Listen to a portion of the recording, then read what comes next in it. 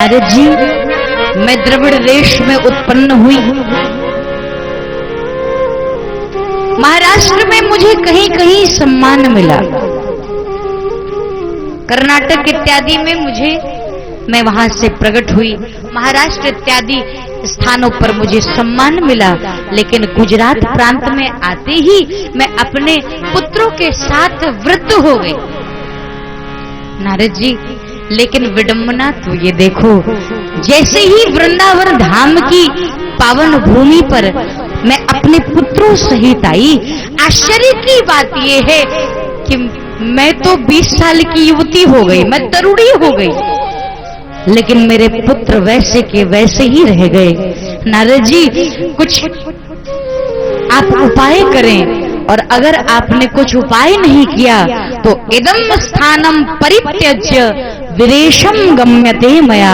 अगर आपने कुछ उपाय नहीं किया तो इस स्थान को मैं छोड़ दूंगी और त्याग करके मैं विदेश चली जाऊंगी। भक्ति देवी की ऐसे बात को सुनकर के नारद जी को बड़ा आश्चर्य हुआ। नारद जी ने कहा, आप चिंता मत करो, खेद मत करो, मैं प्रयास करता हूं। और नारद जी ने जाकर के ज्ञान और वैराग्य को बहुत हिलाया डुलाया, जगाया, जागृत करने का प्रयत्न किया, लेकिन ज्ञान और वैराग्य जागृत होते ही नहीं। नारद जी ने कान में सुंदर उपनिषद गीता का पाठ, वेद वेदांत का पाठ किया, उद्घोष किया, लेकिन ये ज्ञान और वैराग्य जमा ही लेते, और जमा ही लेकर के फिर से आलस्य से वैसे ही सो जाते। आखिरकार नारद जी परेशान हो गए, दुखी हो गए। अब क्या करूं? जब दुखी हुए, आकाशवाणी हुई, और आकाशवाणी में स्पष्ट रूप से कहा गया कि नारद जी, आप दुखी मत हो, आपका उद्योग, आपका परिश्रम असफल नहीं होगा, सफल जरूर होगा, लेकिन आप सत्कर्म करें और इसका उपाय आपको महात्मा लोग बताएंगे। अब नारद जी निकले सबसे प्रश्न पूछने के लिए कि कौन सा सत्कर्म, सत्कर्म के भाव क्या हैं, ज्ञान यज्ञ का आशय क्या है। नारद जी सर्वत्र विचरण करते रहे, समस्त संतों से प्रश्न भी किया, किंतु नारद जी के प्रश्न का उत्तर आखिर कोई न दे सका। कोई बहाना कर जाते, कोई बातें बनाने लगते, और कोई इधर उधर हो जाते कि जब नारद को पता नहीं है तो हम लोग क्या उत्तर दे सकते।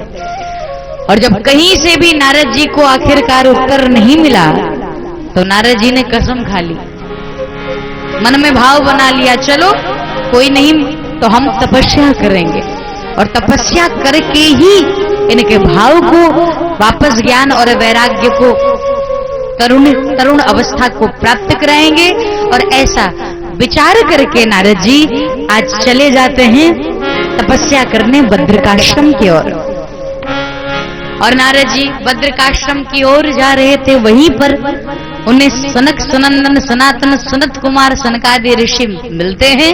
वहां पर नारद जी और ऋषियों की भेंट हुई, और ऋषियों से नारद जी ने कहा, यही मेरी दुख की कथा है, अब आप ही मुझे बताएं, क्योंकि आपके दर्शन मात्र से व्यक्ति के मन की दुख चिंता दूर हो जाती है। नारद ने कहा, आप देखने में तो 5 ही बरस के हैं, क्योंकि आप कभी, आपको कलयुग आपका कुछ प्रभाव आपके ऊपर नहीं डाल पाता, आपका कुछ बिगाड़ नहीं पाता। कलयुग में भी आप हैं, सतयुग में भी थे, त्रेता द्वापर हर युग में ही आप रहते, पूर्वजों के भी पूर्वज हैं, लेकिन देखने में आपकी अवस्था 5 ही वर्ष की लगती है, क्योंकि आप उस दिव्य नाम का उच्चारण करते हैं, हरि शरणम हरि शरणम, दिव्य नाम का उच्चारण करते हैं, और इसी कारण से कलयुग का कोई प्रभाव आप पर व्याप्त नहीं होता।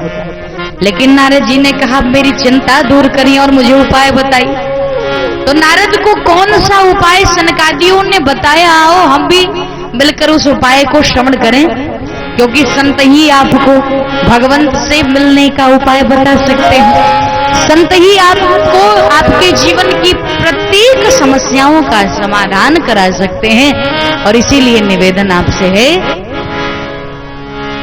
हर संतन के संग लाग रे, तेरी अच्छी बनेगी।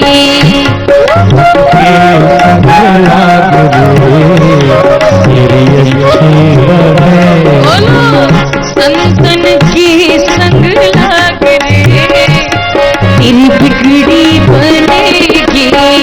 संतन के संग लाग रे, तेरी अच्छी बनेगी। अरे अच्छी बनेगी, तेरी किस्मत जगेगी। अच्छी बनेगी, तेरी किस्मत जगेगी। बोले अच्छी बनेगी, किस्मत जगेगी। अच्छी बनेगी, तेरी किस्मत जगेगी। और इसीलिए हरि सुमिरन में लाग रे, तेरी बिगड़ी बनेगी। हरि सुमिरन में लाग रे, तेरी बिगड़ी बनेगी।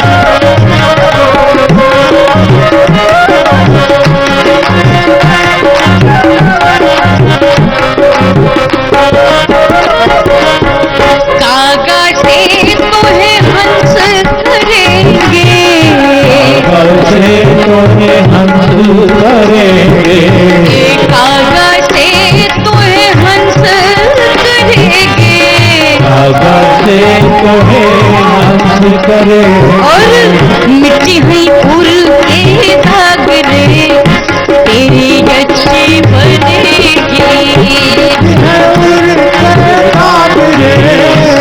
तेरी अच्छी बनेगी। संतन के संग लाग रे, तेरी बिगड़ी बनेगी। संतन के संग लाग रे, तेरी बिगड़ी बनेगी। हरि बोल।